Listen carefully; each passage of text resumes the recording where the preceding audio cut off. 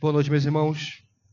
Vamos abrir a palavra de Deus em Marcos, capítulo 6. Marcos 6.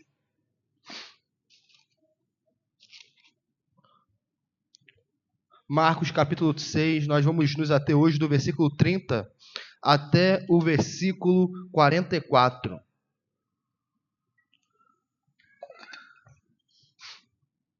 Nós vimos na semana passada, a morte de João Batista e como ela é retratada pelo evangelista Marcos. Foi isso que nós vimos e abordamos que aquilo que começara do versículo 7 ao versículo 12, exposto pelo presbítero Vinícius, deu um tempo, como se Marcos falasse, olha, eu vou abordar um outro assunto que está relacionado, mas vai continuar. Tanto é que abre um grande parêntese para falar da morte de João Batista. Esse parêntese é aberto por conta de a fama de Jesus, a notoriedade de Jesus ter sido tal que chegou a Herodes e Herodes pensou, entrou em uma das hipóteses que João Batista ressuscitara, era por isso que aquilo estava acontecendo. E no versículo 30 nós vamos retomar aquilo que fora pregado do versículo 7 a 12. Ou seja, nós fomos instruídos aqui, semanas atrás, a respeito dessa comissão, dessa primeira comissão dada aos 12, em que eles vão para pregar, com autoridade. Eles têm autoridade sobre os espíritos, eles são ordenados a levarem nada e tudo mais, e são ordenados a irem 2 em 2. Isso é muito importante, 2 em 2. Por quê? Porque aqui no texto de hoje, nós vamos ver que uma grande multidão de diversas cidades vão segui-los. Então, nós temos que ter em mente o que aconteceu do versículo 7 a 12. Porque cada um está na sua cidade. Isso vai ter ainda mais impacto quando nós entendermos sobre os discípulos sugerirem a Jesus que ele os despeça, para que cada um vá para a sua casa, para que cada um compre o que for necessário. Por quê? Porque cada um está vindo de um local diferente. Cada grupo da multidão está vindo de um local diferente. Não é, por exemplo, todos vieram da mesma cidade, todos vieram da mesma aldeia. Não é isso que está acontecendo, porque provavelmente eles estão seguindo os discípulos e o próprio Cristo. Então, vamos supor, um está a determinada margem do mar e é seguido por um grupo. Os outros 2 estão a outra margem do mar e é seguido por outros grupos. E vão vindo até chegar uma grande multidão, que nós vamos ver no final do texto, que era cerca de 5.000 homens. E aqui 5.000 homens, homens do sexo masculino. Aqui não é homem no sentido de gênero humano. Alguns estudiosos vão dizer que ultrapassa 15.000 pessoas, porque tinha, além de mulheres e crianças. E todas essas pessoas serão alimentadas. Mas, antes de nós irmos para o texto, é importante nós salientarmos que esse é um dos textos, é claro que tem outros textos também, mas é um dos textos que nós devemos ter uma visão muito atenta, porque é um texto que todos os evangelistas vão relatar. Nós já dissemos aqui que existem os evangelhos sinóticos, em que Marcos, Mateus e Lucas estão praticamente caminhando juntos. Algum texto Marcos aborda, algum evento Marcos aborda, Lucas oculta, Mateus aborda junto com Marcos, outro texto só Lucas aborda, mas os 3, por isso nós chamamos de sinóticos, eles basicamente caminham juntos. Enquanto João, o evangelho de João, ele vai caminhar com uma perspectiva mais teológica. No princípio era o verbo, e assim João vai dando mais essa carga teológica. Mas quando nós estamos falando, por exemplo, desse evento aqui, e outros também, mas esse evento aqui que nós vamos esmerar nessa noite, todos os evangelistas vão abordar esse evento, que é a primeira multiplicação de pães e peixes. É claro, cada um vai dar uma ênfase diferente, mas todos vão falar desse evento. E esse evento aqui não vai apenas retratar de uma maneira fria a primeira multiplicação de pães e peixes. Nós poderemos sair de um texto como esse e falar apenas de uma maneira fria de que Jesus multiplicou pães e peixes. Mas não, nós vamos ver que aqui está sendo retratado para nós um Jesus compassivo. Um Jesus que sente compaixão daqueles que não têm pastor. É isso que nós vamos ver. Então, nós não devemos passar por esse texto e dizer, nossa, houve multiplicação de pães e peixes e apenas isso. Porque senão nós seremos como aquele grupo que depois seguia Jesus só interessaram na comida física.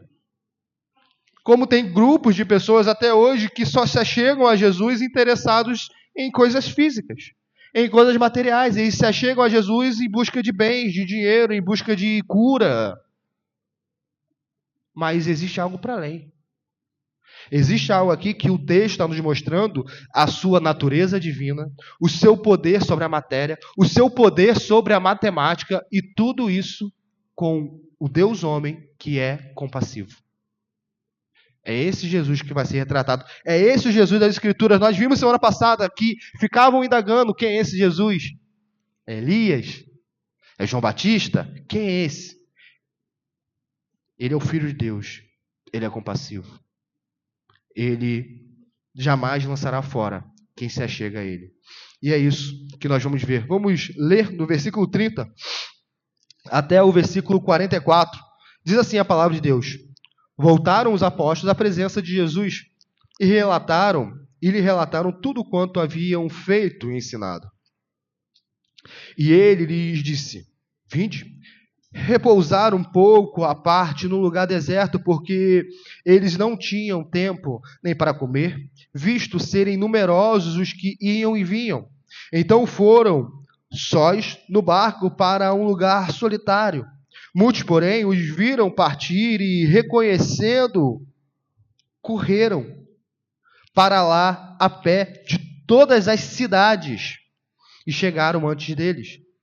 Ao desembarcar, viu Jesus uma grande multidão e compadeceu-se deles, porque eram como ovelhas que não têm pastor. E passou a ensinar-lhes muitas coisas. Em declinando a tarde, vieram os discípulos a Jesus e lhe disseram: É deserto este lugar. E já avançada a hora, despede-os para que, passando pelos campos ao redor e pelas aldeias, comprem para si o que comer. Porém, ele lhes respondeu: Dai-lhes vós mesmos de comer.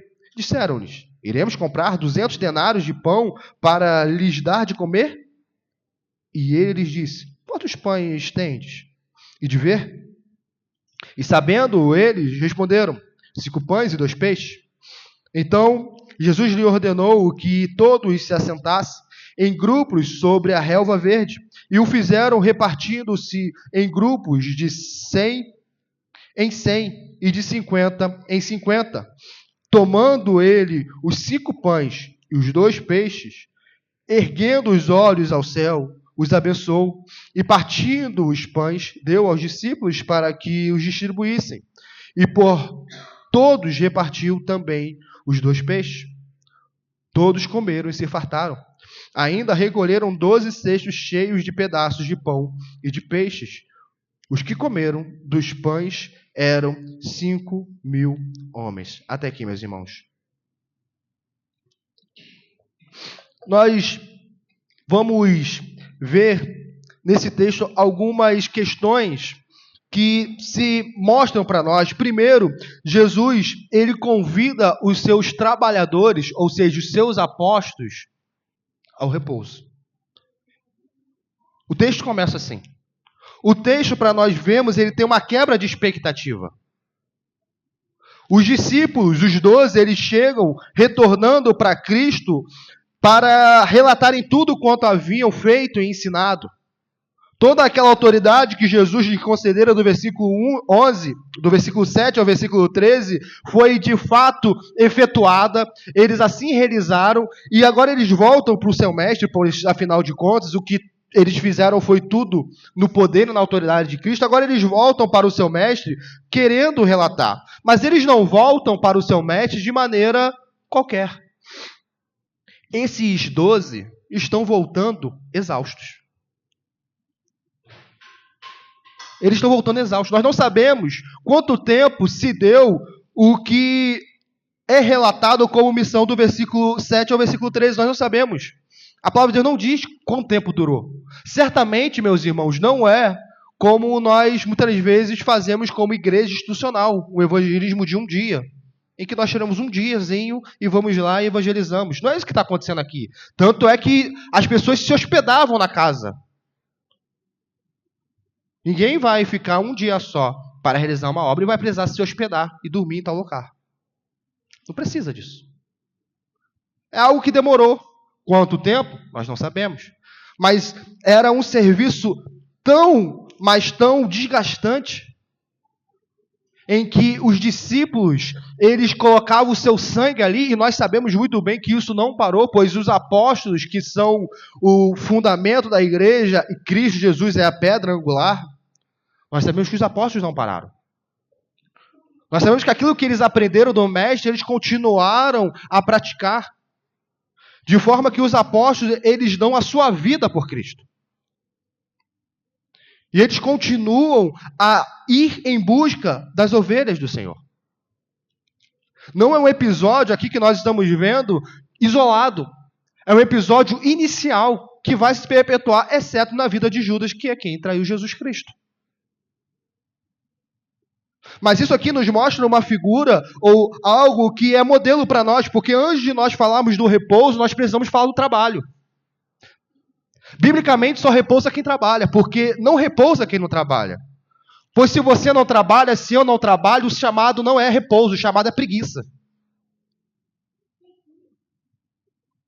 E se nós não trabalhamos para o reino de Deus, nós também não repousamos das obras do reino de Deus. Nós vivemos na preguiça e na indolência com respeito às coisas celestiais. Porque só repousa do exercício celestial quem se esmera no exercício celestial. Nós não podemos dizer, eu vou repousar. Eu vou agora tirar um tempo de descanso para mim, se nós não fazemos nada para o reino de Deus. Só repousa quem trabalha. Mais uma vez, nós precisamos colocar o padrão da vida cristã muito mais alto do que aquilo que nós temos recebido desde a infância. Porque o padrão de cristianismo do século XXI é um padrão medíocre. É o padrão de algo que nós conversávamos ontem na reunião dos homens, logo após terminar, nos comes e bebes, sobre a lei do mínimo esforço. Qual o mínimo esforço que eu preciso fazer para ser salvo? Qual o mínimo esforço que eu preciso fazer para ser membro de uma igreja? Qual o mínimo esforço que eu preciso para? Mas o que é relatado nas Sagradas Escrituras não é lei do mínimo esforço. O que é relatado nas Escrituras é a lei do se esforçar ao máximo. É de entregar a sua vida para Cristo. É entregar o seu todo para Cristo. É entregar a sua mente. É entregar o seu corpo para Cristo. Muitas das vezes nós que somos, por exemplo, da Seara reformada, nós podemos querer entregar apenas a mente, mas o nosso corpo está longe.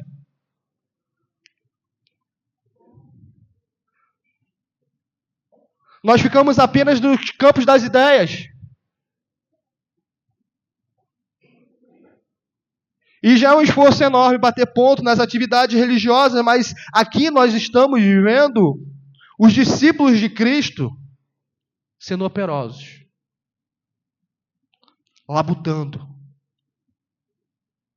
E não pensemos que isso está restrito apenas aos discípulos de Cristo, quando a epístola de Judas vai chamar a todos os crentes a batalharem pela fé que uma vez por todas foi entregue aos santos. Porque nós somos muito fáceis em nos excusar da responsabilidade e dizer, não, mas são apóstolos. Eu não sou apóstolo, eu não sou pastor, eu não sou presbítero, eu não sou diácono, eu não tenho ofício da igreja, mas Judas, quando chama os crentes a batalharem uma vez por todas pela fé que foi entregue, ele não está chamando os presbíteros meramente, ele não está chamando os diáconos meramente, ele não está chamando o grupo da igreja, ele não está chamando apenas homem do sexo masculino ou mulheres, ele está chamando toda a igreja a batalharem pela fé que uma vez por todas foi entregue aos santos. Esses que trabalham em prol do reino de Deus, a eles lhes é dado o repouso. O repouso até mesmo aqui nessa terra, mas só que eles vivem ainda mais pelo repouso celestial, porque é isso que nós vamos ver, um repouso frustrado.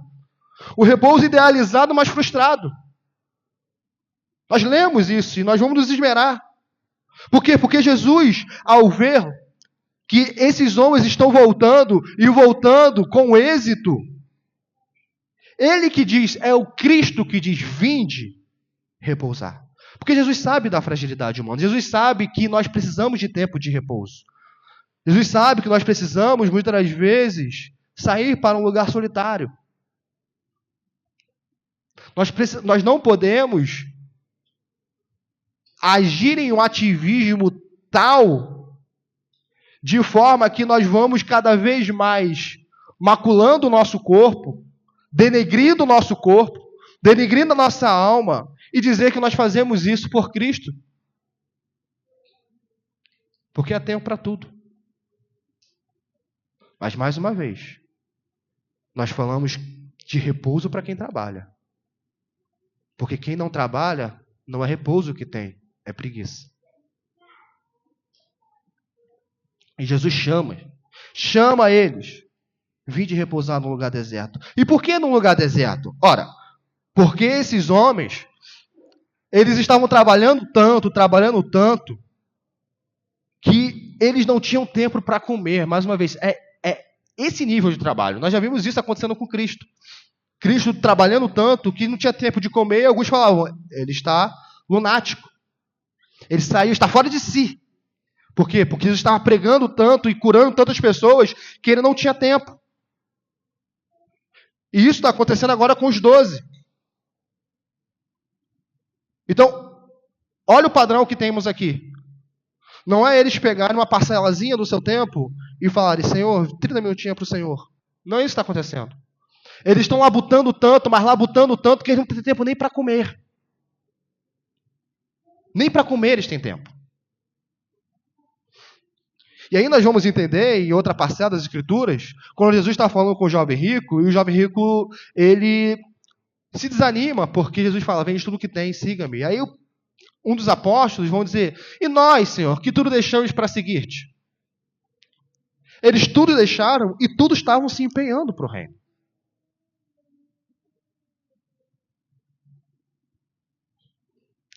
Nós vemos que o cristianismo no século XXI vem para Cristo, mas vem com as suas cargas. Não para achar alívio em Cristo, mas para concorrer com Cristo. Cristo não tem exclusividade no meio do seu povo. Não tem. Não tem. Então esses homens, ouvindo o chamado do mestre, eles vão repousar. Eles vão repousar. Mas no versículo 33, nós vemos a idealização deles, ou seja, o plano deles frustrado. Eles querem descansar. Eles não somente querem, eles precisam. É uma necessidade. Tanto os 12, quanto mais Cristo. Mas esse descanso, ele não vai vir. Pelo menos não agora. Não agora. Nós podemos imaginar, porque o perímetro, vão dizer que é de alguns quilômetros, esse perímetro que os discípulos de Cristo se retiram, lhe deram um pequeno tempo a sós. Só um pequenino tempo a sós. Mas logo depois, muitos viram, ou paralelamente a eles se retirando para o barco, muitos os viram partir. E reconhecendo-os, ou seja, reconheceram todos eles, correram para lá, a pé de todas as cidades, e chegaram antes deles. Por isso nós falamos, de 2 em 2 eles foram para cada um para uma cidade, e cada um reconhece. E vão, correm. Um comentarista diz que essa corrida aqui, esse trajeto deles, pode chegar, de acordo com esse comentarista, a 16 quilômetros percorrido por terra. Então, esses homens caminham 16 quilômetros apenas para ter com Cristo. É apenas para isso. É apenas isso. Ao desembarcar, viu Jesus uma grande multidão. E o que acontece? O que acontece quando o nosso o nosso plano de repouso, o nosso plano de descanso é frustrado em prol da obra de Deus. O que acontece? Eu fico irado. Hoje eu queria ter um sábado para assistir um filme e agora o telefone toca. Uma irmã da igreja com problema, um irmão da igreja com problema. E aquela uma fadiga, aquele peso. Eu queria tanto fazer tal coisa, mas olha o peso porque a igreja precisa de mim. Ou algum irmão precisa de mim, ou algum familiar precisa de mim. E toda a minha idealização de descanso, porque afinal de contas eu preciso descansar. Quem não precisa descansar? Quem não é bom ou quem não está inclinado para o repouso, afinal de contas, Deus quer que nós descansemos e nós pervertemos a palavra de Deus. O descanso não vem em detrimento da boa obra para a glória de Deus. O que acontece com Cristo? Quando esses homens, essa multidão, homens e mulheres, vêm, Jesus fala aqui, olha, saiam todos. Vocês não ouviram que eu e meus discípulos saímos a sós? Algum dos meus discípulos contaram para vocês onde nós estávamos indo? Vocês ouviram? Chamamos vocês para nos seguirem? Nós precisamos de repouso. Nós precisamos de descanso. Vocês não nos deixam em paz. Vocês não veem que nós não conseguimos nem comer? É isso que acontece? É isso que está aqui? Não, não é. E por que nós fazemos? E temos a audácia de falar, somos imitadores de Cristo. Não somos imitadores de Cristo.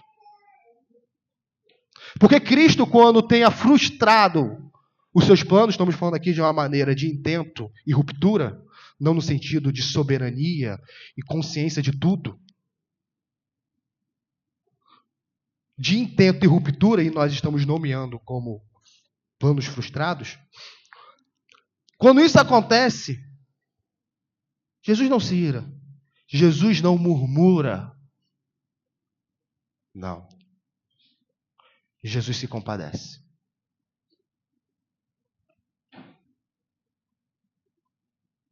Jesus sente um profundo afeto. A ideia de que vem um afeto do íntimo de Cristo ao ver aquela cena. Vem do íntimo dele, ele se compadece de cada homem e mulher que ali estão.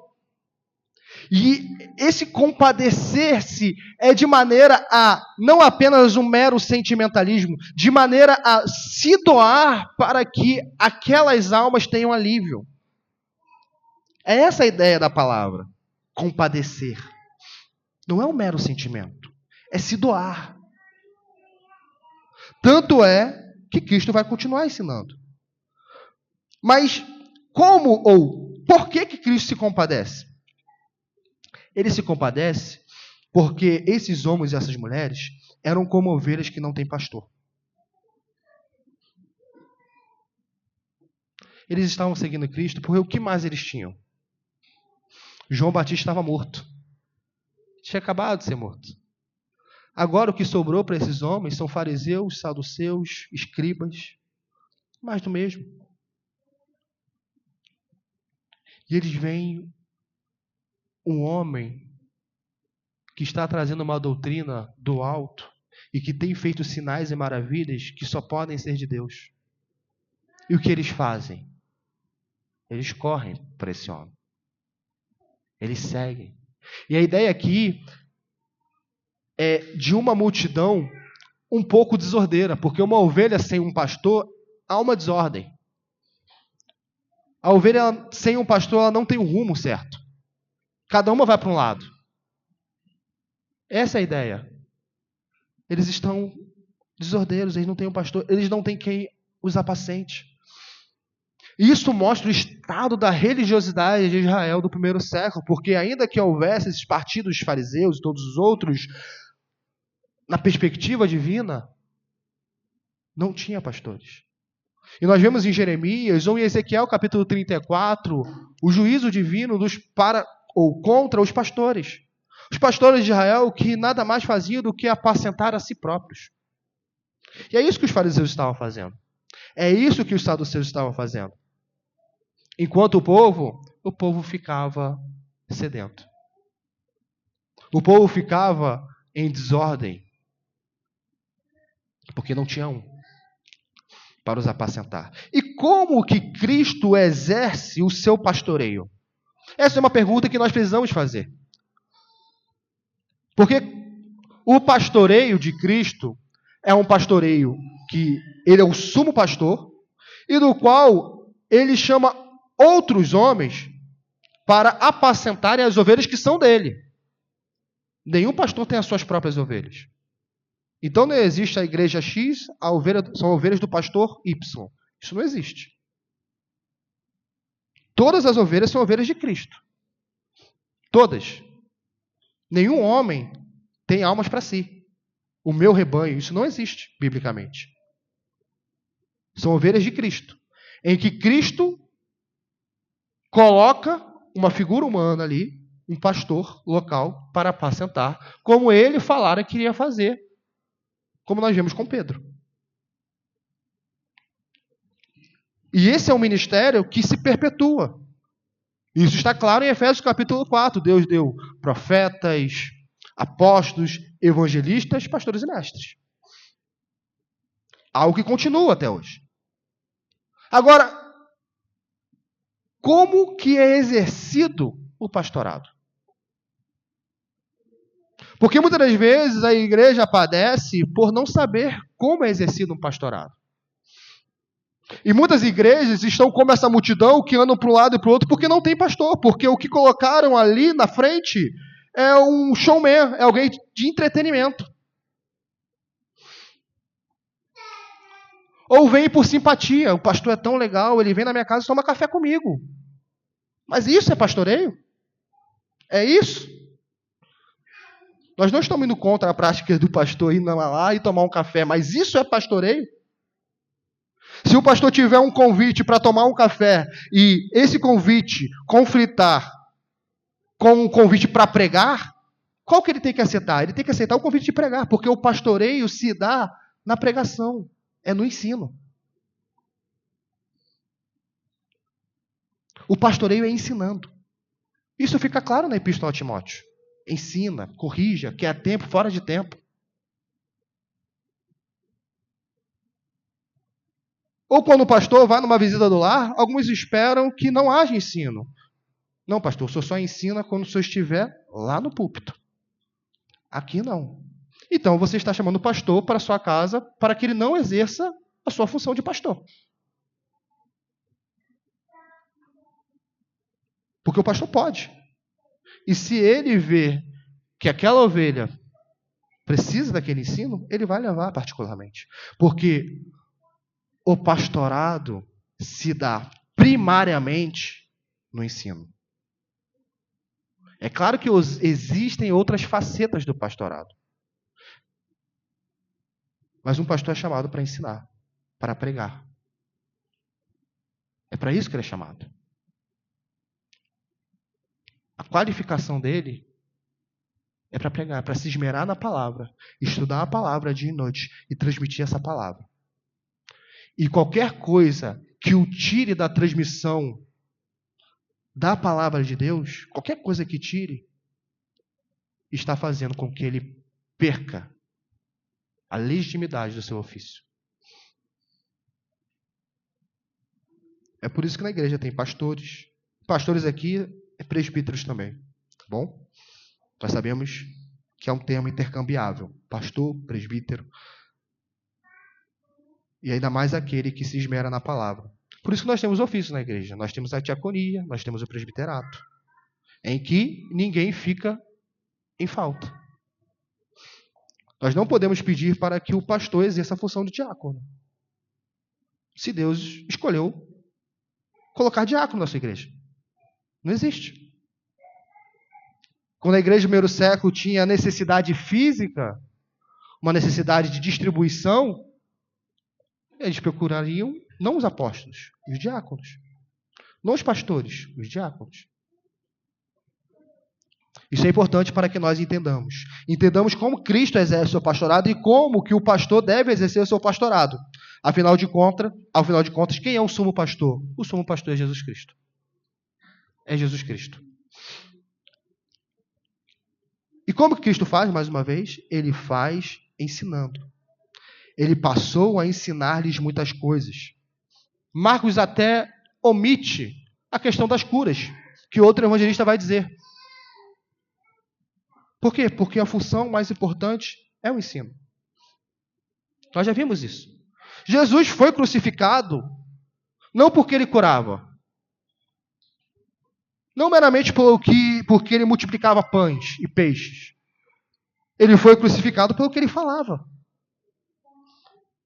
Foi pela pregação de Cristo.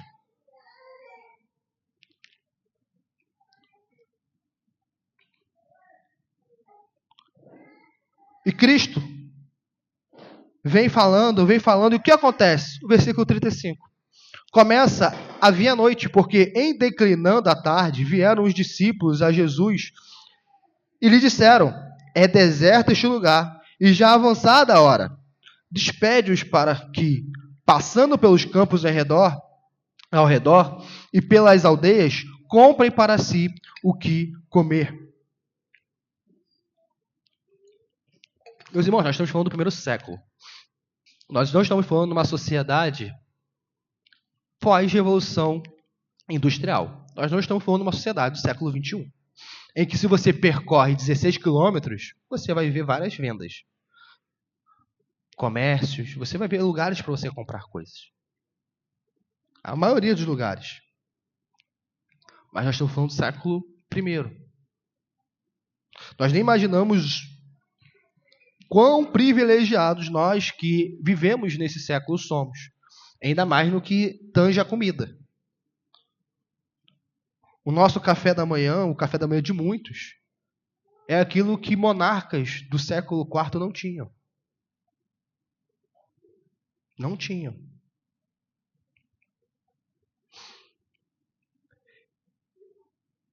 E os discípulos preocupados, mas ao mesmo tempo que estão preocupados, eles já dão uma pseudo-solução. Uma pseudo-solução que não requer fé. É uma pseudo-solução que parece que é plausível, é lógico. Mas eles esqueceram quem é que estava ensinando. Quem estava ensinando era um homem que tinha feito o mar, a tempestade parar, o mar se acalmar. Era aquele que expulsara a legião de demônios. Então, ao invés dos discípulos chegarem e perguntarem, mestre, o que iremos fazer? De uma maneira submissa, não, ele já vem dando a solução. Ou em outro evangelho, Jesus mesmo experimenta eles. A grande questão é, eles não têm aqui a fé por aquele, ou a fé daquele que transformou água em vinho. Porque isso já tinha acontecido. Então Jesus responde, dizendo, dá-lhes vós mesmos de comer. A resposta deles, iremos comprar 200 denários de pão para lhes dar de comer? A ideia é, Senhor, para nós fazermos com que todos esses homens se alimentem, seria requerido mais de 1 ano de trabalho. E ainda assim, eles não se fartariam, que é a palavra que vai acontecer no versículo 41. Ou melhor, no versículo 42. Ainda que se eles tivessem uma quantidade de dinheiro para comprar pão para todos, alimento para todos, não seria o suficiente para fartar. Para estarem satisfeitos. Seria basicamente um aperitivo. Basicamente um aperitivo. E Jesus, inquirindo eles, mostra ainda que os olhos deles não estão completamente abertos.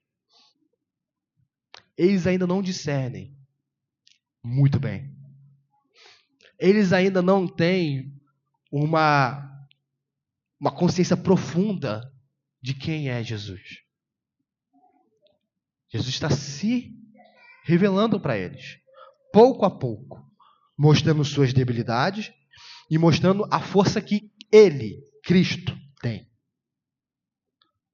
Então, uma vez que eles falam que são incapazes, Jesus vem e diz: quantos pães vocês têm? Ou quantos pães tem por aqui? E ordena: vão descobrir, ou ir de ver. Eles então vão, tentam descobrir e constatam: olha, nós temos aqui 5 pães e 2 peixes. É o que nós temos, Senhor. Essa é a quantidade. Certo evangelista vai dizer que eles responderam: Senhor, não temos nada, exceto 5 pães e 2 peixes. Ou exceto algumas coisas, pães e peixes. Mostrando que o que é 5 pães e 2 peixes para essa multidão. O que é isso? E Jesus, ele não vai fazer, e isso é muito interessante, ele não vai fazer um show na multiplicação. O que eu estou querendo dizer? Ele não vai fazer um estardalhaço. Tanto é que tudo vem sendo descrito quando nós vemos as pessoas foram alimentadas. Jesus não precisa chamar a atenção dos homens para si.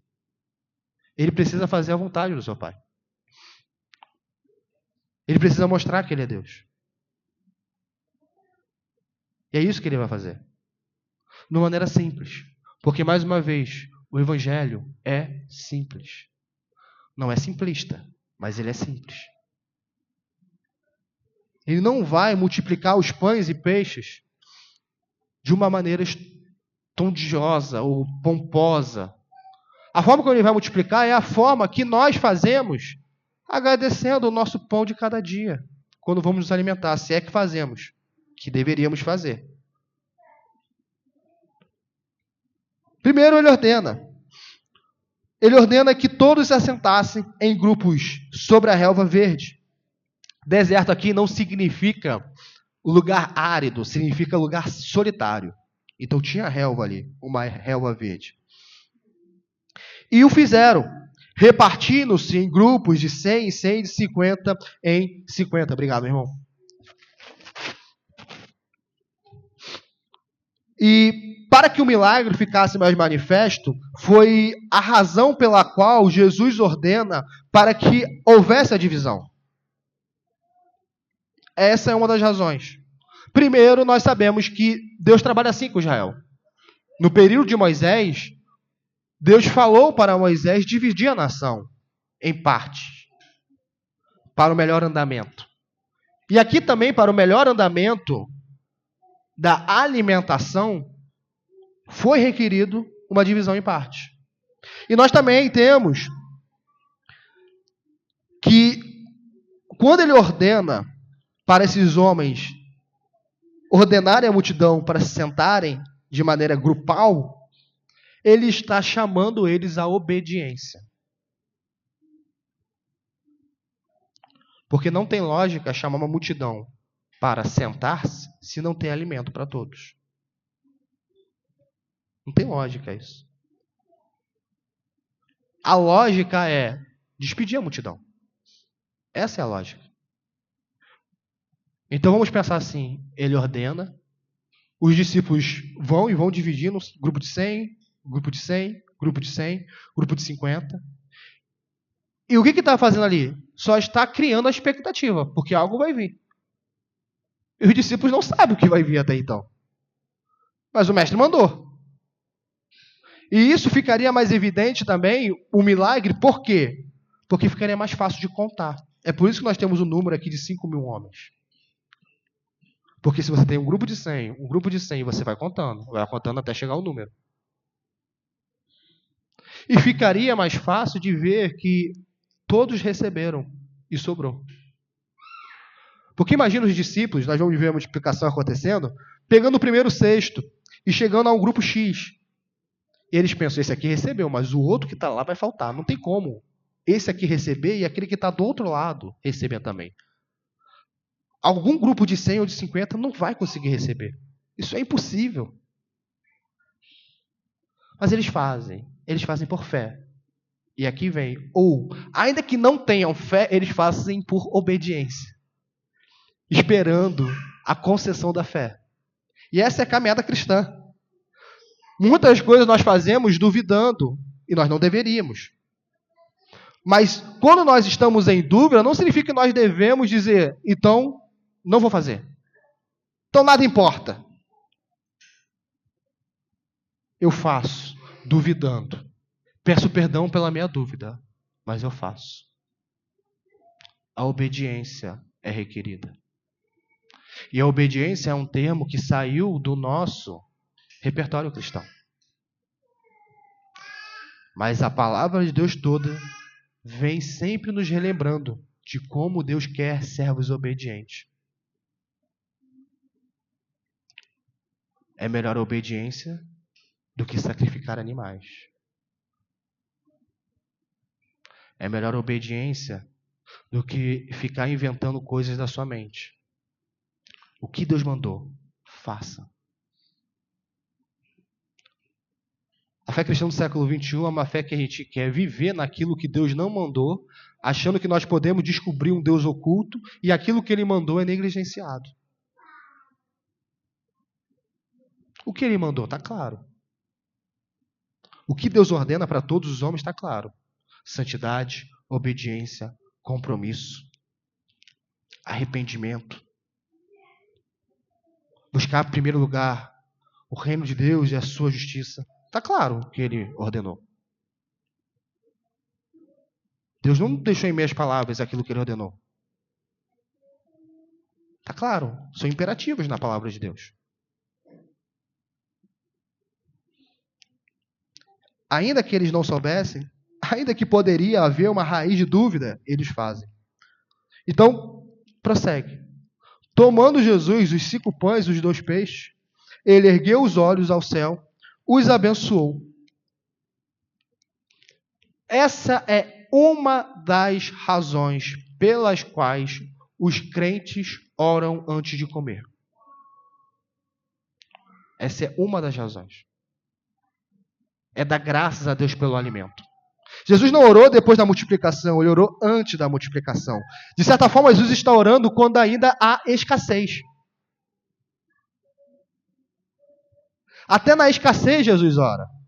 É aquela família muito humilde, que cada um vai comer um pedacinho só do bife, porque nem todo mundo vai receber. Mas eles oram antes. Porque eles não oram dependendo do que tem na mesa, eles oram pelo provedor. Eles não oram se a mesa está farta, eles oram porque a mesa tem alguma coisa.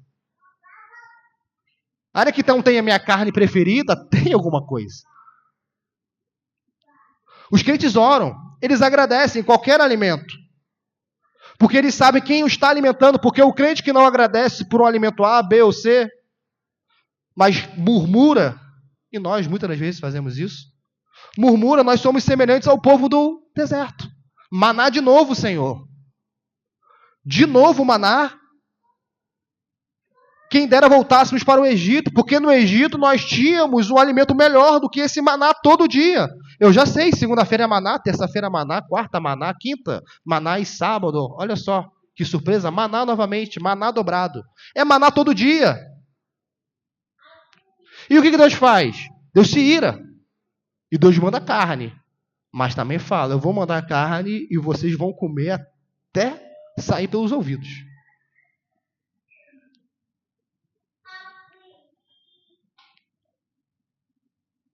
Murmuração é sinônimo de desobediência. Ações de graças é algo que demonstra a nossa obediência e o nosso contentamento.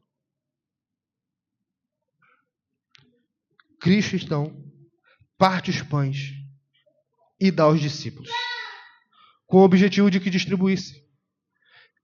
E por todos repartiu também os 2 peixes. A matemática, ela vai dizer que é possível, teoricamente, no cenário apenas da teoria, que seria possível fracionar isso. Porque na matemática, a fração é infinita. Você vai fracionando, vai fracionando, vai fracionando, vai fracionando. Ainda que não tenha lastro muitas vezes com a realidade. Mas o que Cristo está fazendo aqui é algo que a matemática não explica, e é por isso que nós falamos que a fé cristã, ela é supralógica. Ela não é ilógica, ela é supralógica. Ela está acima da lógica. Porque Cristo divide, e ele divide de maneira em que haja mais do que houve. A divisão dele, ou seja, partir, esse partir é multiplicar. O partir de Cristo é multiplicação. Não é mera divisão. Cada partida que ele está dando, ele está multiplicando os alimentos. E ele está multiplicando, e tudo está aos olhos nus daqueles homens e daquelas mulheres. De forma que todos eles comem. Todos eles comem e se fartam. Eles se fartam, ou seja, a ideia é de o discípulo chegando com uma cesta e a pessoa dizendo, não quero mais, já peguei o suficiente, eu não aguento mais. Está bom. Eu estou farto, obrigado. E vai para para um outro grupo de pessoas, e as pessoas falam, não, tá bom, já comi demais. Por quê? Porque todos estão fartos. Todos estão fartos.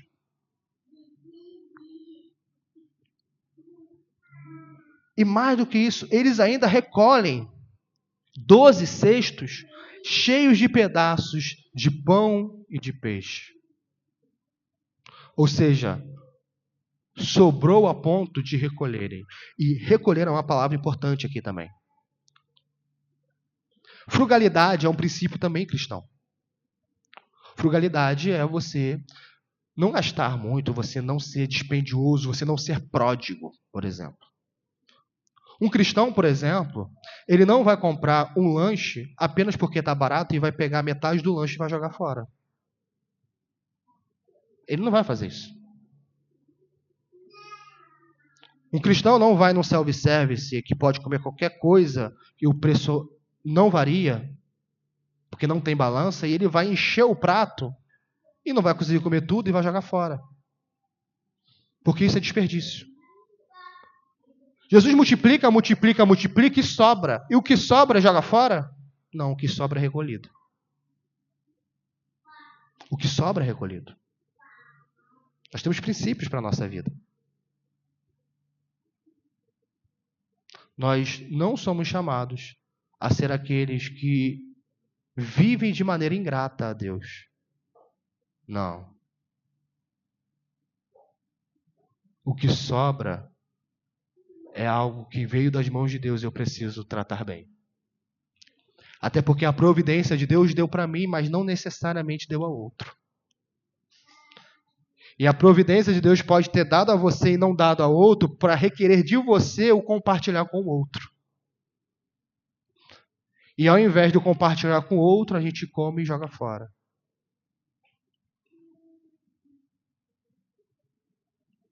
Isso é pecado. Isso é pecado. Os que comeram dos pães eram 5.000 homens. E aqui, como outro hoje vai dizer, sem contar mulheres e crianças. Por isso, alguns vão dizer, não, deve ser 15.000, por causa das crianças. Muito difícil alguém do primeiro século tinha só um filho. Muito difícil. Então, você tem um dobro, assim, eles vão fazendo as contas e vão falar 10, 15.000 ou mais. Mas o que nós vimos aqui? Nós vimos já nesse final coisas muito práticas para a nossa vida. Nós vimos, por exemplo, que eu não posso chegar e comer como um ateu. Um ateu come sem dar graças a Deus. Sem orar antes. Nós não podemos fazer isso. Era tempo em que um cristão chegava no restaurante e era possível perceber um cristão. Porque ele chegava no restaurante e até no restaurante ele orava. Porque ele agradecia, porque a comida que ele está comendo veio das mãos de Deus. Mas hoje, senta em uma mesa à esquerda um crente e uma mesa à direita um ateu. Ambos são iguais, porque ambos comem a comida como se Deus não existisse. quando nós não temos o exemplo do nosso Salvador fazendo isso. Cristo que tinha poder em si, Cristo tem poder em si, meus irmãos. Porque Ele é Deus. Ele é Deus. Mas Ele está nos ensinando. Ele é didático. Ele ergue os olhos aos céus. Isso não significa que a gente tem que erguer os olhos aos céus, mas significa que nós devemos ver a nossa fragilidade. E Ele dá graças a Deus. Dá graças a Deus. Por aquele alimento, aqueles 5 pães e aqueles 2 peixes, que até então tinham sido menosprezados pelos 12. Exceto esses pães e peixes. Deus não nos alimenta para nós menosprezarmos o que Ele nos dá. E nós vimos que aquilo que Ele nos dá não é para jogar fora. Não é para jogar fora. Mas isso está muito periférico ao texto. Muito periférico. Nós também poderíamos falar aqui uma outra aplicação sobre o repouso na vida cristã, que o repouso na vida cristã ele é necessário. Mas só repousa quem trabalha. Quem não trabalha é preguiçoso. E não merece repousar, merece trabalhar. O preguiçoso não é chamado ao repouso. O preguiçoso é chamado ao trabalho. Portanto, o vinde repousar é para quem trabalha. Para quem trabalha. E aqui trabalha na seara do reino. Então, quem não tem trabalhado para o reino, não ouça Cristo te convidando o vinde repousar. Sendo bem sincero. Ouça Cristo te ordenando, vá trabalhar. Porque o contexto do texto é Cristo chamando quem trabalha para repousar. É quem trabalha. É quem trabalha. Ao preguiçoso, vai ter com a formiguinha. Vai ter com a formiguinha. Tanto no reino de Deus, quanto também, obviamente, nos nossos trabalhos cotidianos. Nós somos chamados ao trabalho. Nós somos chamados ao trabalho. Mas ainda isso tudo é periférico ao texto. Porque o central do texto, podemos assim elencar nessa noite, é que Cristo se compadece. Esse é o central. O central é que tudo que vai se desenrolar aqui, como assim? Tanto Cristo não espantar a multidão quando eles querem descansar e a multidão chega, Cristo não expulsa. Por quê? Porque ele se compadece.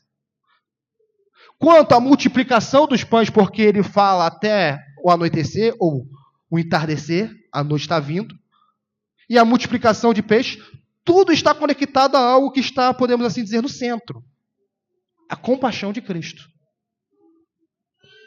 E a compaixão de Cristo está demonstrando aqui uma compaixão de jamais lançar fora aqueles que vêm a Ele.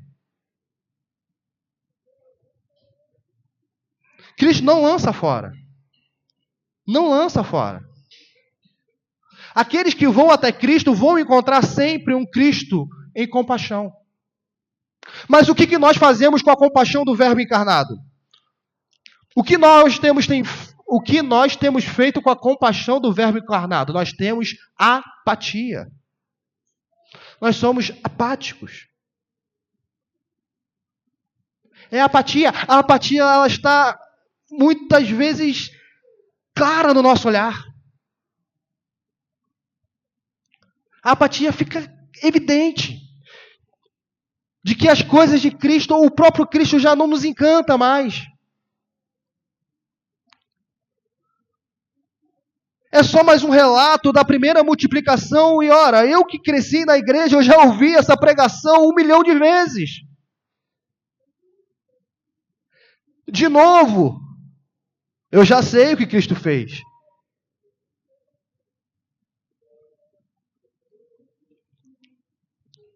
Aqueles que são apáticos, a compaixão do Verbo, a compaixão de Cristo, ao Cristo compassivo, não vão encontrar um Cristo compassivo. Aqueles que são apáticos, a compaixão de Cristo, vão encontrar a ira do Cordeiro.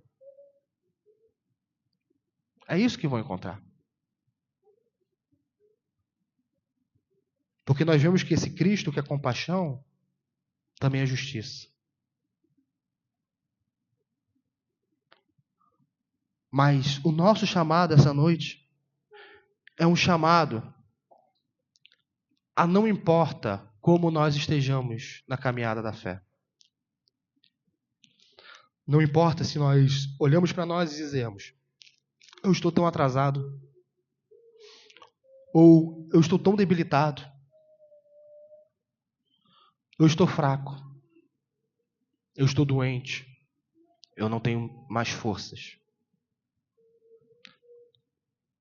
Aqueles que não têm mais forças podem percorrer o seu caminho a Cristo, porque em Cristo a sua força será revigorada. Em Cristo, a energia para a labuta, para o trabalho, vai ser, de fato, conseguida. Em Cristo, nós conseguimos tudo. Tudo aquilo que o pastor das nossas almas nos dá. E para encerrar, vamos abrir o Salmo 23. Afinal de contas, se nós estamos falando do pastor das nossas almas, nós precisamos ver o Salmo 23 como Cristo. O salmo que todos nós conhecemos, para terminar, a multiplicação de pães e peixes que todos nós bem conhecemos.